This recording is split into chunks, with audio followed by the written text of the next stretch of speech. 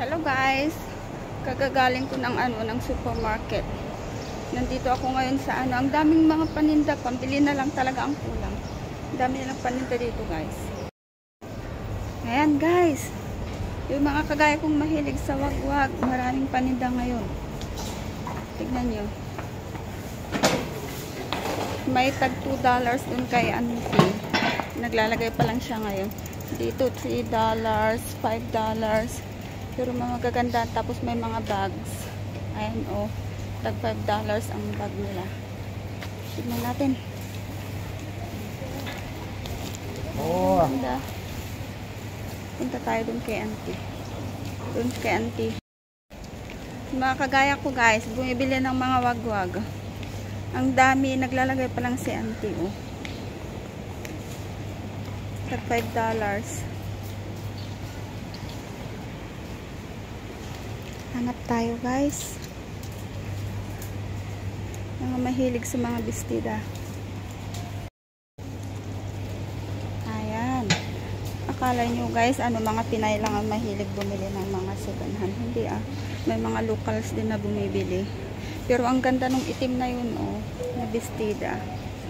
Hindi pa nalagay ni Auntie. Ang dami-dami. Dito guys yan sa sa Marin Pared. Ang dami. Mga murang bestida. Mas maganda pag maaga kayong pupunta para makakuha kayong mga bagong lagay. Pero ang gaganda ng mga dress nila. Tignan ko nga yung itim na yun. Ganyan ang design. Tapos sa likod ganyan guys, pwede nyong isuot ng crop top. Magsuot kayo ng something sa loob bago nyo isuot.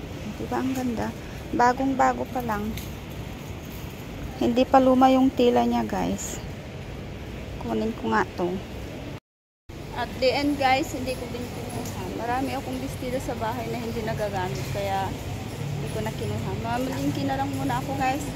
Bibili ako ng lunch ni Ami. Maaga ako ngayon. Ang dami diba? Mga mura lang guys. Tag $5. Ang dami, dumadami na yan. Ayan si Auntie, sinusuot pa nila yan guys ha. Hindi lang mga kagaya natin ang nagbumibili ng kanyan guys. Marami yung mga locals din. Kaya tara na. Ayun, marami pa dun. May mga prutas din. Dito yan guys. Ayan, maraming mga damit dito. Mga paninda.